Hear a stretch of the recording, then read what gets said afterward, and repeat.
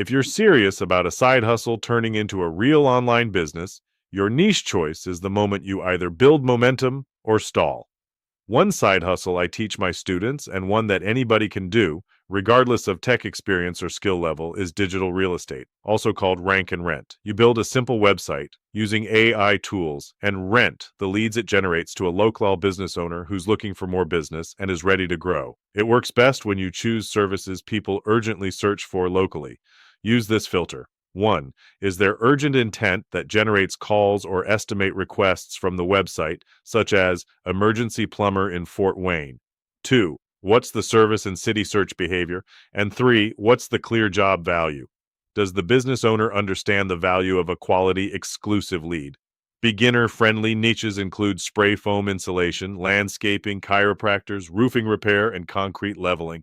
Example: landscapers in Naperville. That's not browsing, that's action. This one decision, your niche, determines whether you get calls or waste months posting.